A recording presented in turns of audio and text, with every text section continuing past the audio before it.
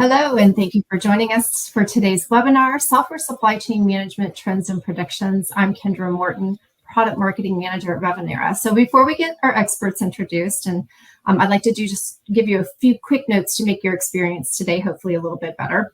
So if you would like to submit a question to our speakers, over on the right-hand side of your screen, there's a Q&A tab. Please type your question in there, and you can do that at any time throughout the event.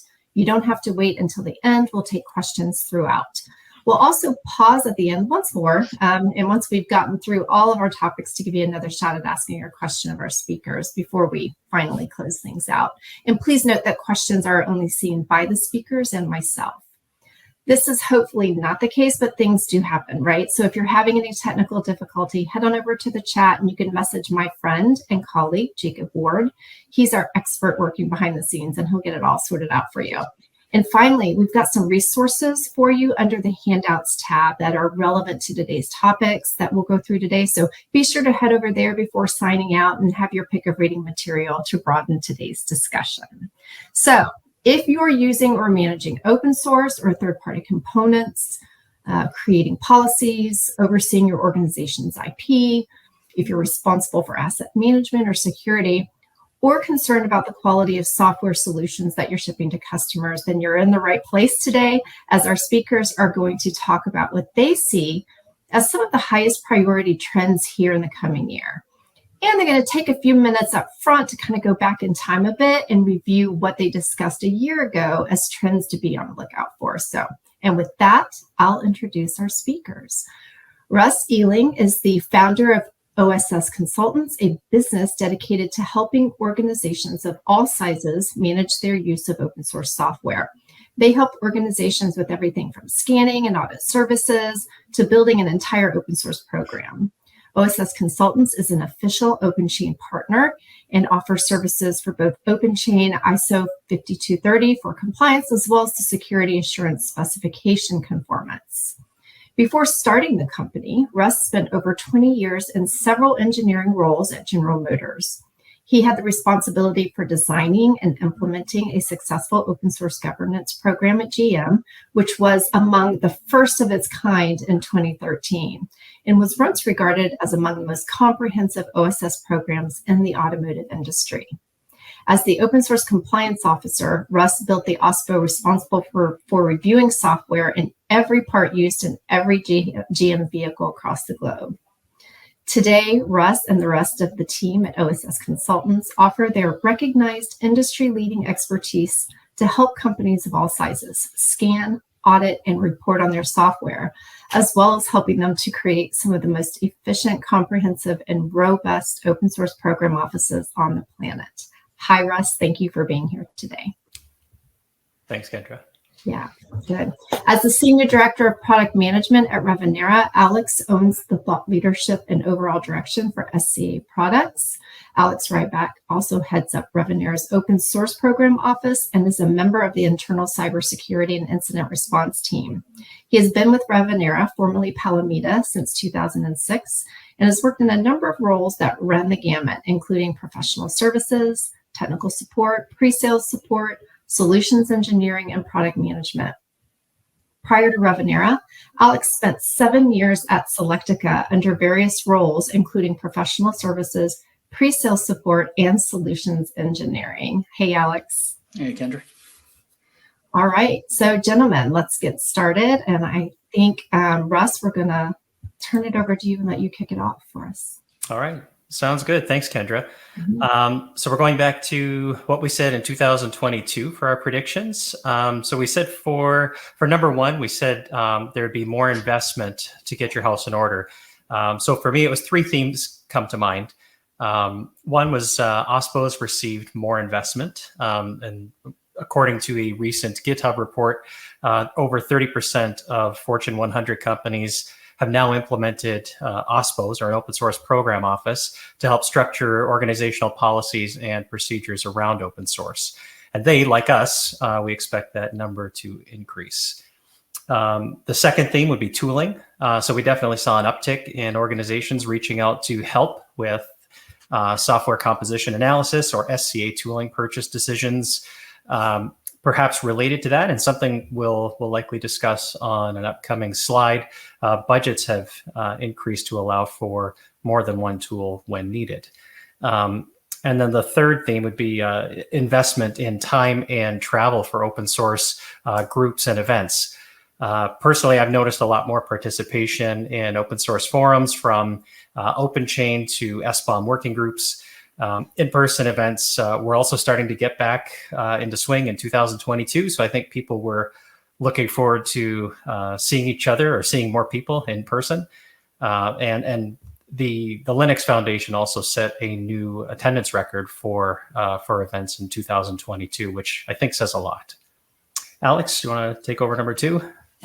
Yes. So number 2, getting ahead of shift to cloud mandates. So 2 and 3 actually kind of go together, so we'll do them together. The number 3 was kind of more emphasis on proactive safeguards against risk. So shifting to cloud. So we definitely saw the way companies, the way we live, the way companies work, the way, where people work has changed drastically over the past few years. For a while, we're seeing empty offices. Everybody was remote. We're now kind of seeing the opposite starting to flip back. So we're seeing more people come back to the offices. This definitely added some fuel to mandates to move applications to the cloud. Anytime that happens, there's typically a larger adoption of open source, because lots of cloud technologies are bootstrapped by open source platform components and various environment pieces. So we definitely saw that happening.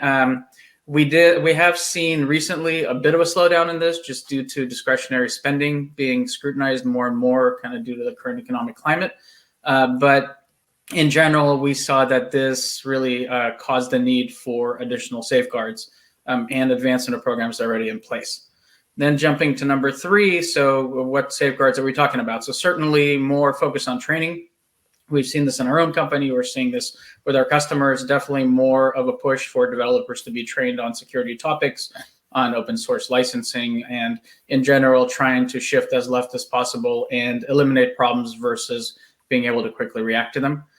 We've seen roles, responsibilities change a bit to where there's been more accountability, more work put into development. Expectations certainly went up with that. We've seen tooling shift to the left more over the past couple of years. So compliance checks in the IDE, code check-ins, so pull requests, making sure that those are clean, and then obviously build integrations to ensure that any non-compliant items are found before the product is deployed to production. We've also seen a lot more investment in inventory management to start complying with SBOM mandates, and also starting to see a bigger push for continuous discovery as there's just less people available to do manual work. So tooling and automation certainly is king to be able to automate that process. Okay, back to you. All right. So for number 4, we said open source use drives greater business impact.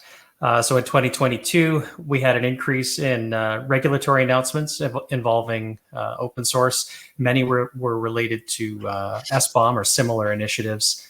Open source is now becoming a de facto part of many conversations that were previously silent to it. So one example would be vendor agreements that have become more comprehensive in their language around use of open source. This was likely the result of organizations getting ready to deliver on SBOM requirements. And then we had greater emphasis on inventory management, especially with organizations more interested in continuous delivery of what they're using in their products and applications. Okay, and then I guess one thing I'll bring up is we'll get to this during the 23 part as well, but one thing that we predicted is that there's going to be a scarcity in OSS talent, which was certainly the case until recently. Right, there's been lots of kind of mass layoffs in very prominent companies, and those have certainly impacted folks in open source and OSPOs. So there is kind of a talent pool available at the moment, but that's certainly expected to be short-lived as these folks land in other places. So. But that is definitely a theme we saw, where it's just really hard to get somebody with experience to be able to run these programs without dedicating lots of other resources. And then finally, the thing we predicted last year was that the developer role will continue to evolve, and certainly that occurred. More emphasis on security, more emphasis on training, continuous education, Lots of these topics are never covered in CS programs when many of the developers got their education. So up to industry to catch up, and we've definitely seen lots of investments in those areas. So that's kind of how we did. I'd say for the most part, all these things happen in different degrees. So weren't too far off. Some, more than others, but for the most part, all 5 of these things definitely hit the mark in 2022. So with that being said, let's turn the page as we moved on into 23. And we are now coming back with 5 things that we think will be really prominent and to focus on this year. So I'll let Russ cover the first one. All right, thanks, Alex. So our first prediction for open source and software supply chain management in 2023 is comprehensive tooling solutions become the norm for software supply chain management. So the needs of the organization are certainly expanding. And I think there's been a greater awareness among companies over the last year, especially as everyone's preparing for SBOM and the similar reporting requirements all around the world. As I said in our recap of 2022 predictions, we saw an increase in requests for help with selecting a software composition analysis or SCA solution. So recently, and I think this trend will continue into 2023, the ask has shifted slightly to requests for guidance towards a single SCA solution that supports all build environments and languages. There seems to be less of an appetite for a multi-tool approach for those companies, organizations that might have multiple build environments or a wide array of languages to support. So now customers are looking for tools that can accommodate all of their languages and ecosystems. They're trying to accomplish this with as few tools as possible. Unfortunately, there's no single scanning tool out there that can support absolutely every scenario. And then most organization scenarios are going to be unique relative to another organization. So it's important to understand what will serve you the best for the languages and ecosystems that you are using. So how are organizations going to fulfill those needs? In some cases, companies are building or acquiring tools with a broad range of solutions versus selecting something that might be best of breed, which is one approach.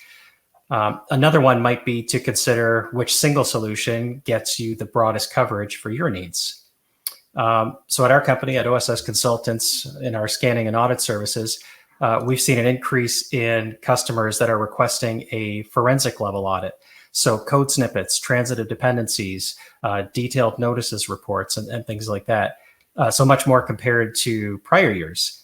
And I don't think this observation is unique to us. The detection of snippets or partial use of open source seems to have a renewed interest by tooling vendors that didn't previously support that functionality. In fact, we saw the SCA tooling space itself. They went through some changes over the last year, and not just with functionality and capability, but also with new entries and re-entries into the space for open source compliance, and especially with security. So some of the drivers, as I mentioned earlier, organizations are concerned and actively trying to prepare to support the SBOM efforts. I mentioned at the beginning, there have been more people and groups participating in open chain and open chain adoption of both the ISO standard for compliance, as well as the recently released security specification, which will become an ISO standard later this year. And OpenChain's doing a great job with outreach. So, I mean, it's no surprise that more organizations are taking a closer look at how they manage their use of open source. And finally, another driver, though the impact is likely difficult to measure, we have at least a couple of big or visible legal cases involving open source compliance going on right now. At least one in the consumer electronics space, or at least a large case in the consumer electronics space. And then there's a couple I'm aware of, pretty public cases that are challenging the use of AI-generated code. There's plenty of lawsuits involving open source in the past, and I'm sure they'll continue well into the future. But I mean, all of these are potentially causing companies to reconsider a more active approach to proactive compliance, and more broadly to better management of their use of open source. Alex, do you want to add anything to that? Yeah, a couple of things. So I think definitely this is a longer term desire for a lot of firms, right? To not have to deal with lots of different vendors and to have kind of unified source of truth for all the resulting data. But the market is so heterogeneous today that I think, kind of to your point, there is no one vendor that does everything and does everything well. So kind of given the level of risk out there, it's really important for companies to understand, where they are in their supply chain, who's upstream, who's downstream, what industry are they in, what regulations do they have to comply with, how deep they need to go, how much risk are they willing to carry. All of these things certainly will factor into vendor selection and how many layers of confidence do you need? Do you need to have 3 scans to make sure that you're kind of triangulating on the same results? Or are you fine saying most of the company can be handled by one vendor, but there's certain product lines where there's a higher standard of care, so we need to put more eyeballs, maybe even people on that project. So I think there's still room for best of breed, although certainly the goal is to kind of get more platform solutions out there, and also just to different strategies around how to spread the risk across multiple vendors and just having multiple data points to increase the level of trust in the results. So while I agree that this is the goal, there's cases where it's just not feasible yet. So there's still we're still seeing quite a few multi-vendor solutions out there where our customers just need multiple data points to be confident that they're finding things to the level of risk that they're willing to carry. Okay, moving on, number 2. So number 2 is shift from internal to external proof of compliance, or drivers for compliance. So if you look over the past few years, most programs around open source governance were really internally motivated. It was either you had a customer that you needed to satisfy, or you wanted to become conformant with the standards such as OpenChain, or your competitors or your ecosystem was doing this, so you wanted to make sure that you are being a good citizen. But for the most part, it was individual compliance programs driven by what was defined to be an appropriate level of risk mitigation. With all of the various security mandates that are out there in the industry today, there's really been a shift to more of external push to do this work.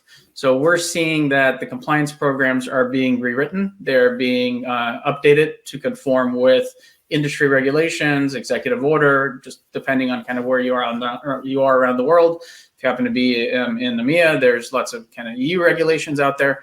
So there are kind of revamps to programs to make sure that it is not just satisfying your level of risk, but satisfying the ecosystem of your partners and downstream customers. We are seeing that there's new teams being established to drive these efforts that are no longer inward looking, but more outward looking. These teams are bringing people in who have experience with the various regulations out there, additional accountabilities being passed on to these teams, and additional accountabilities being passed back to the R&D teams, because often they are the ones operating the tools, getting the data in the first place, and then reacting to data through various remediation efforts. So this is something we expect to see continue as regulations crystallize, and we'll talk about that more a little bit later. More and more burden to make sure that you don't just look at kind of a siloed view of compliance and understand the ecosystem you operate in and understand what's expected by you from your customers, partners, and likewise what you expect of your upstream suppliers to make sure that you have a consistent standard of care across your supply chain. Anything you want to add to that, Russ? Yeah, I'll just add that this concept of proof of external compliance has been the norm in the automotive industry for quite some time. But obviously now that practice is becoming more commonplace in other industries. So there's been a lot of companies over the years that have done a great job at managing open source licensing obligations. Then there's been other companies that have been a little less proactive in that regard. But now everyone's being asked to provide this information by their customers, or most folks are being asked to provide this information by their customers, and they may not have the resources in place to generate this information in a timely manner. And we're also seeing requests to jump in and generate some of that material, and potentially to ideally put up the framework, or at least guardrails, so that it's significantly less of a fire drill the next time they get asked. Yeah, this actually reminds me of something we talked about last year, which was more mentions of open source in various regulations around different industries. So this point kind of goes to that as well, right? The more and more external kind of pull is in place for compliance, there will be more mentions of what do you do around software. Right? There's lots of regulations around human safety and any sort of manufacturing, things like that. But they've historically shied away from taking a stand on software regulation and software compliance. That's another thing that we definitely see changing in the future, is that they will have to have some position on either conform to an existing standard or some language that makes that a required element to be considered for risk mitigation. Okay, number 3 is consolidation of ideas and players in the security space. And this, this point is not intended to sound scary in any way. If we kind of look back to what's been happening over the last few years, there are many, many, many players in SCA, in supply chain, in security. We're kind of starting to see these markets kind of merging together. We certainly are seeing players out there that started off in security have added SCA capabilities over time. In fact, pretty much every reputable security vendor at this point has some sort of SCA capabilities. We're seeing companies that started off as being a pure play best of breed SCA vendor expanding into other markets around security. So there's lots of movement in the space. We certainly, given the economic climate, there's just not enough room and support for all this. So we certainly are expecting there to be consolidation of various capabilities, perhaps organizations. And we're certainly expecting larger players to onboard certain technologies that are out there. So I just kind of did a quick Google search a couple of days ago on kind of what are different areas of focus. And this, this list of 16 came out in about 30 seconds of research. So SBOM generators, right? Everybody's got an SBOM generator. There's free ones, there's commercial ones, there's ones that are a feature, there's ones that are complete applications. Infrastructure security, right? Things around, well, I'm not really scanning my application, but I also need to scan the environment it's deployed in. So what does the deployment architecture look like? What are all the components that stand up in AWS instance, right? All the different pieces in play that are part of kind of your security circle and making sure that those are protected. Embedded devices, right? What if I don't get source code? What if all I get is an image of code that's sitting on a hardware device? Making sure that I understand what is inside there. Dependency firewalls, right? What dependencies are allowed to come in, what is not allowed to come in, and setting policies and enforcing that. Artifact managers, right? So package managers, what artifacts am I allowed to bring into my company? Various check-in validators, right? So developers check in, budget things in, as they're checking in, there's lots of different checks that run. Well, what about dependency management? What about infrastructure as code changes? What about any change that you have made, making sure you catch it at the source rather than waiting to the end? Call path analysis, right? This is really important for prioritization. You're going to get lots of different issues that come out. Which ones are actually reached? What is the effective vulnerability? What are ones that require attention ahead of others? Risk graphs, right? Can you visualize what the risk looks like across my network, right? And these are just kind of some of the few. So these are all the different areas where there's companies that are leaders in all these individual capabilities. We expect this to kind of shake out and there to be merging of a lot of these capabilities across the larger vendors. And then also, we certainly see platform vendors that are out there either developing comparable capabilities or perhaps M&A events to occur with an uptick in security focus and bringing those capabilities in-house on top of their existing solutions. Okay, Russ, I will hand it. Actually, no, number 4 is mine as well. So number 4, and this is probably the big one, kind of the obvious one, but let's kind of go through the details of what we mean by this. So hopefully, we will see clearer, more consistent SBOM requirements. So it has now been about a year and a half since we got the executive order. There's been a ton of work done by various government groups, by industry, lots of position papers written, lots of feedback incorporated, lots of specifications written. So the thing that we are expecting to happen is SBOM regulations to crystallize later this year. And by crystallize, we mean be more consistent, be more clear, and be more prescriptive with common language across various governments, various agencies, to really just enable business to get done, right? So you no longer have to we're hoping that we'll get to a point where you don't have to interpret, well, what does an SBOM mean in my industry and in my market, and what do I have to do? And by the way, maybe I work in a couple different markets, so what do I need to do different between these markets? So the hope is that there will be clear, concise, and prescriptive language on exactly what to do. We certainly expect SBOMs to continue to get more granular over time as there's multiple passes on an initial SBOM. As companies get better at creating them, at adjusting them, they will get deeper. They will cover more granular information. They will be in different contexts, right? So is this part of my development SBOM? Is it part of my deployed SBOM? Is this for SaaS, on-prem? And also take into account various contexts. We expect there to be a much bigger push around automatically generated and continuously updated SBOMs, where it doesn't require a big lift to go from version 1 to version 1.1 of producing a new SBOM. And we expect this to just become kind of a natural thing that is done as part of building and deploying applications.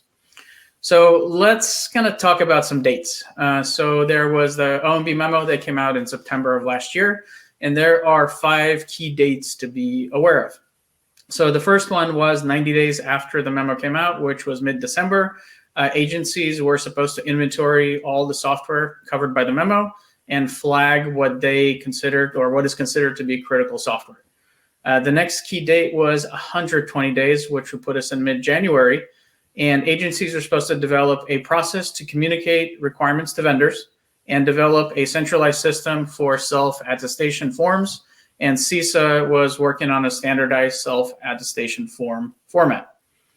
The next big date, March 13th, 180 days post the memo, which was establishing requirements by the OMB for a centralized repository of attestations. So if the US government now needs to receive assurances for all the software they buy, what do they do with them? Where do they put them? What is a system that the various government branches can share so that we're not redoing work across all the different government agencies? Next big date, June 11th, that's 270 days. Agencies need to start collecting attestations from their software vendors for anything that's been flagged as critical software. And then the final kind of big date is September 14th. That's 365 days after the memo, which is that now expands from critical software to all new software and all major updates. So those are 5 dates to keep in mind. If you are, doing any business with the U.S. government, if you sell to partners that then sell to the government, these requirements, the ability to produce SBOMs, the ability to produce attestations, as well as security reports and security false positive reports, all of these will trickle down to your organization. So making sure that you are not on your heels when that occurs. So let me take a minute to kind of talk about what does the attestation mean. So essentially, it is a conformance statement by the software producer stating that their software is trustworthy because they are following a recommended set of security best practices. CISA is responsible for defining the standard format of the form, some minimum elements, so the producer's name, the product description or the products that are covered by an attestation, so description of what they are, and then a statement that attests that the producer followed development best practices based on the recommended security frameworks.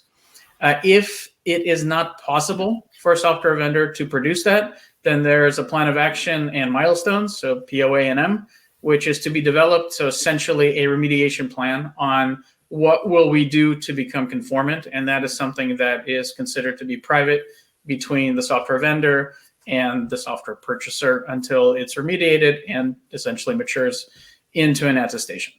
So kind of what does all this mean? Well, clearly it's all going to start with, the 3 Ps. So people, process, product. There's not going to be a magic push button thing that'll cover every single use case. We'll mature to that. So this is a time where software vendors need to start kind of understanding what they need to do and how they need to be able to produce these attestations or these conformance statements to make sure that they don't have any issues with customers being blocked from being able to buy their software. And then finally, kind of another thing to monitor in this ecosystem is kind of evolution and maturity of industry groups, of standards, and of tooling. So OpenSSF, SLSA, so SALSA, right? So be able to understand kind of the maturity of software artifacts, Guac for being able to visualize artifact composition, SigStore for signing, verifying, protecting software, many others, right? So becoming familiar with these technologies, technologies will certainly mature, into this year and going forward, and making sure that we're not individually using different approaches and different technology to accomplish the same task, and hoping for more consolidation in the industry. Okay, Russ, any additional thoughts there? Yeah, just a minor one. If I could just tag onto that, or maybe just continue the thought to what some high level execution looks like. I would just I think organizations should consider taking a more holistic view of the problem itself. So the elements of SBOM can require different areas of expertise. I don't think it can be just security or just the OSPO or just the dev teams on their own. This is more likely to require multiple contributors within an organization, likely all three of those functions I mentioned. So you might have security reporting on the vulnerabilities, or the OSPO might handle the identification of open source, as well as the open source license compliance.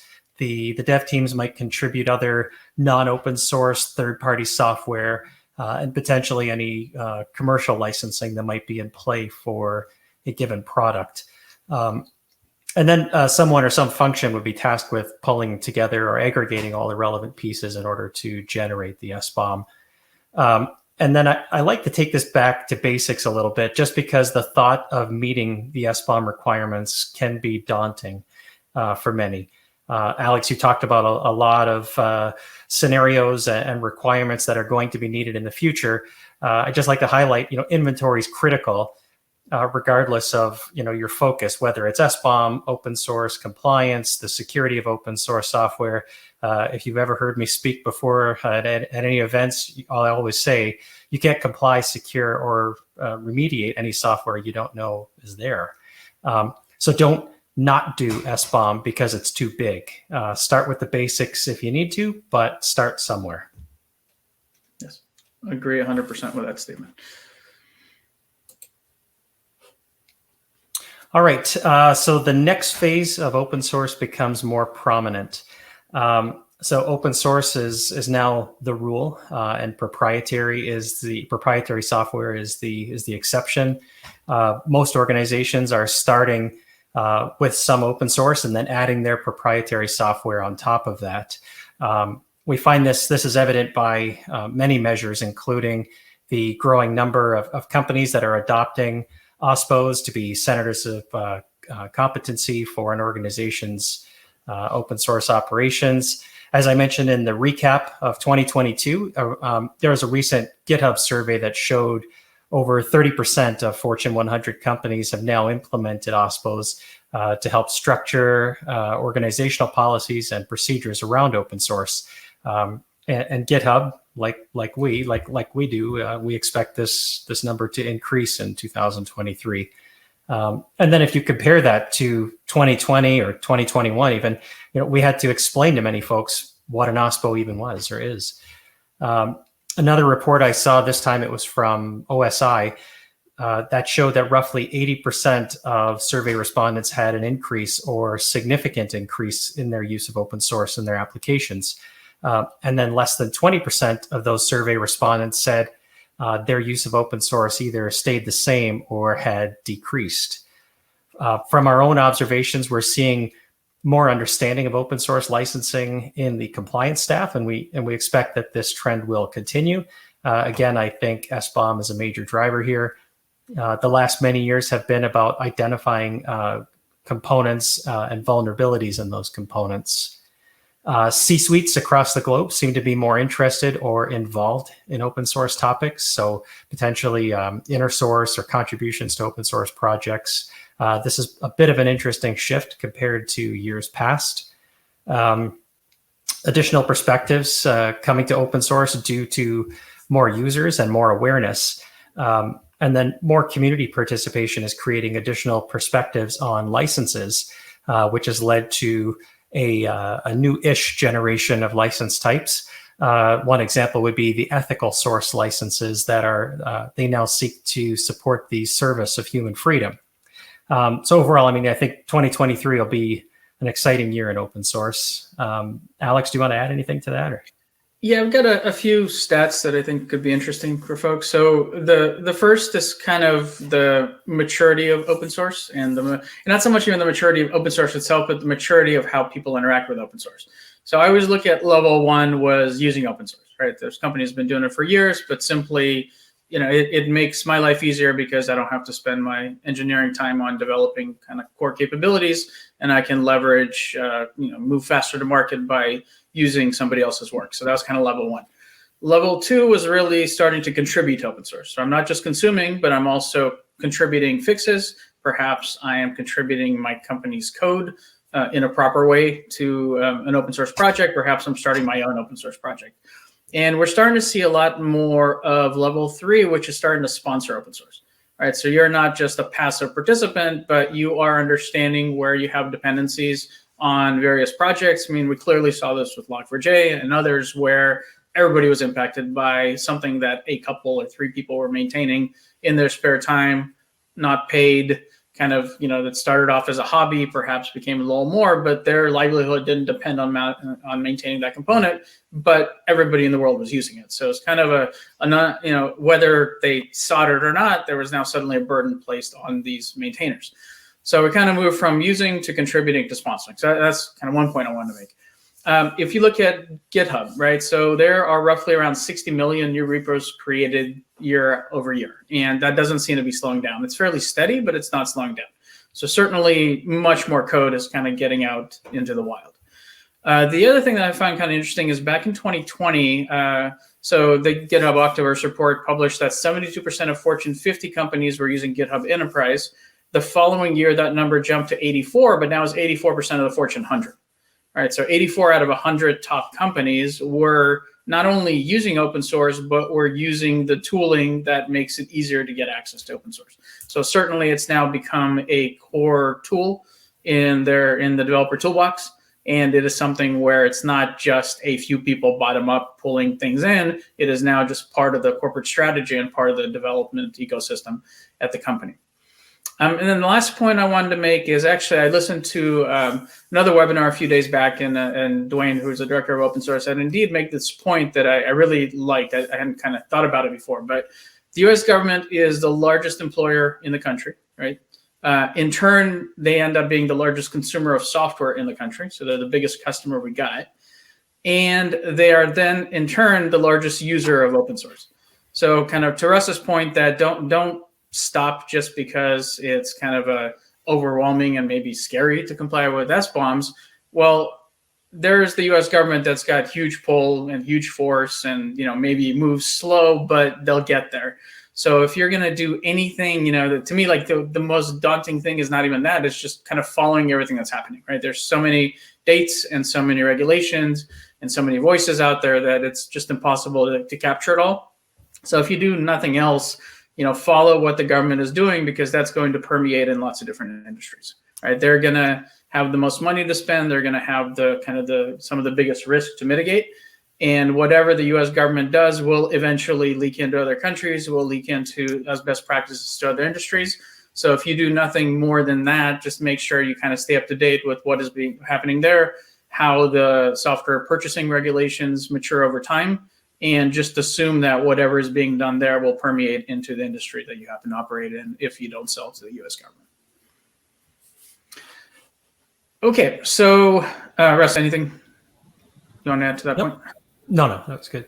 Okay, perfect. So just to summarize before we get to questions, so 5 things that we focused on for 2023. So kind of the desire to get to comprehensive tooling solutions as opposed to best of breed point solutions, a shift from internal to external proof of compliance, consolidation of ideas and players in security space, clear, more consistent SBOM requirements, and kind of reaching the next phase of open source and really switching to where open source is driving and proprietary is kind of filling in the gaps, right? There's certainly been a shift there. All right, so happy to take any questions. Thank you both. Good stuff. So first question, given the economy, what do we think is going to happen? How does it impact software supply chain management? The economy question, right? We expect it. I think that's tough to call right now with the mass layoffs that just occurred. So I've had a couple of concerned open source folks reach out to they've voiced their concern over the cuts that impacted people in critical open source roles at large companies, which is it's mind-boggling right now. Especially with all the activity going on in the space. Up till a couple months ago, like Alex was mentioning, it's still really difficult to find experienced people to fill open source roles. I'll say this though. I mean, if you are someone you're in the open source space and you were impacted by the recent layoffs, I mean, please reach out. I've still got a few clients that are actively hiring. And I've connected several folks over the years to open roles at either my clients or with people in my network who I knew were hiring. So I mean, if this is you, just reach out afterwards. Don't be shy. You're not bothering me. I'm more than happy to help. And Kendra, I don't think I answered your question fully though. That was a very, very nice thing to do, Russ. So worth it. We'll let it on. I think it's possible we could see budgets tightening up as people wait to see the impact of the workforce reductions. It's possible the hiring frenzy will be back on in a couple of months, as the SBOM critical dates approach. Again, I think it's hard to call at the moment, given the very recent events with all the layoffs and everything. I think we'll know more in the next month or two. Alex, do you want to add on? Yeah, I think I'll take a little bit of a different angle. So if you are in an OSPO role, or if you are in the role of purchasing tooling to make engineering quality better, focus on metrics, right? Be able to justify that the investments are yielding savings or catching problems or creating, better NPS scores because you have happier customers with higher quality products that you're selling. So focus on measuring kind of the value that the work brings, because typically when we get to budget slashing, you're starting with expenses. You're not going to slash people bring in revenue. So therefore, this is a cost to the company, but the cost bears savings and risk mitigation. So make sure that you got the metrics in place to be able to quantify that to your leadership so they see the value in the investment. I think if I could just add one thing, I mean, a metric that a lot of people relied on in years past was for an OSPO, we didn't get sued. And I don't know if that's the best metric that you can go after, right? It's so I mean, it's difficult to prove a negative, I think. So prove that we didn't get sued as a result of this. So I mean, get creative, and again, certainly reach out if you're interested in creative ways of measuring some of the activity there. Yeah, and I definitely look into the area of engineering disruption, right? So one thing Log4j taught us is everybody kind of stopped and had to do something unplanned. Mm-hmm. So how many more events like that did you have? Did you get better over time? How often are you interrupting your roadmaps, your development plans, because you have to react to something that should have been caught? So that's one good place to start, but there's certainly many others. And for the groups that had an OSPO to be able to, when Log4j happened, when that event happened, for the groups that had an OSPO, they were easily or more readily prepared to deal with that than the folks that had no idea what open source they were using. Their first task was to go figure out where is our use of open source and are we using Log4j?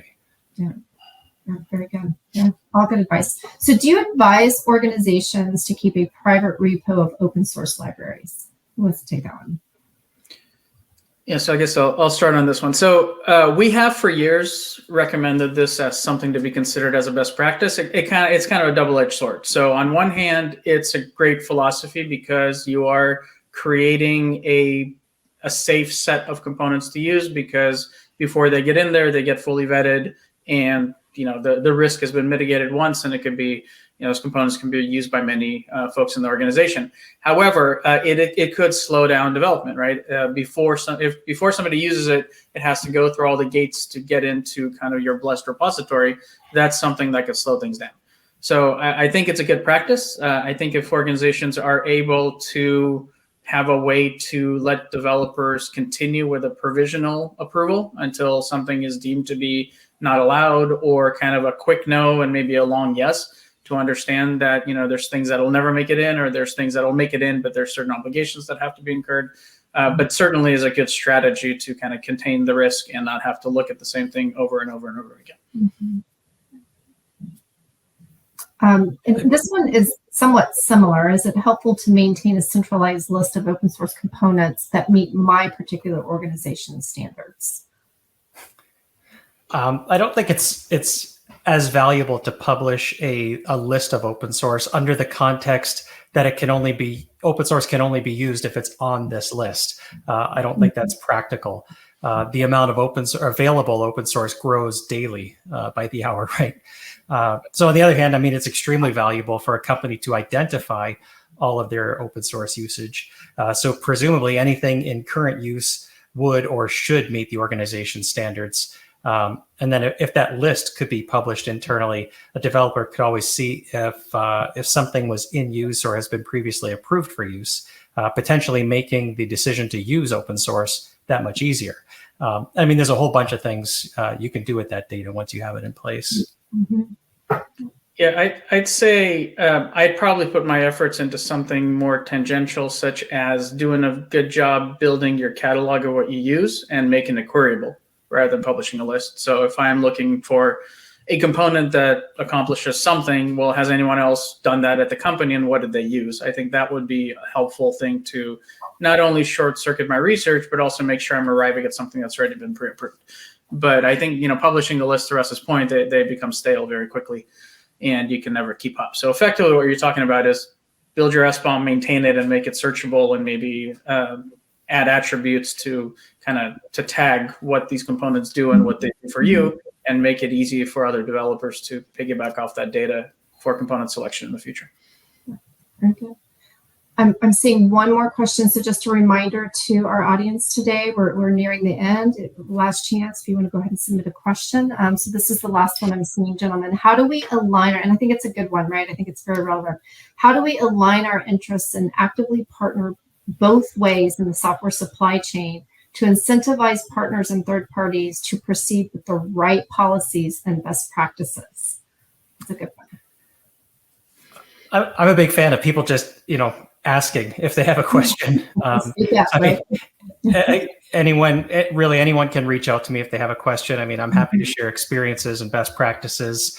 Obviously we're consultants in this space, and we see a very broad range of what works and what doesn't work from organizations of all sizes all around the world. So, reach out by email, or you can find me on LinkedIn pretty easily, I think. So. Yeah, and I think kind of more tactical, if you are in the middle of supply chain, kind of get to know your partners, right? Upstream, downstream, right? Don't just assume. If you are being held to a certain standard by your customers, make sure that your suppliers are aware of it so that they're making your life easier, and you have common standards around SBOM depth and frequency of updates and kind of formats and so forth. The thing you don't want to do is you don't want to be doing a bunch of translation in the middle, right? It's just going to kind of lose quality over time. So make sure that your entire supply chain is consistent, and as much influence as you have with your suppliers, make sure that they understand your downstream requirements, and just make it easy for data to flow all the way down to your customers. Okay, very good. I think that's all we've got. So I'd like to thank both you, Alex, and you, Russ. Good stuff as always. It should be an interesting year ahead for sure, but thank you for joining us today. All right. Thank you all. Appreciate the time. Yeah. So to our audience, we hope you got a lot out of today's discussion. If you have a topic you'd like us to discuss in the future, let us know. You can type it right there in the Q&A section on the right if you'd like to, and we'll be glad to look that over. And once again, as a reminder, don't leave without checking out our handout section. And we wish all of you great success here in 2023. Until next time, take care.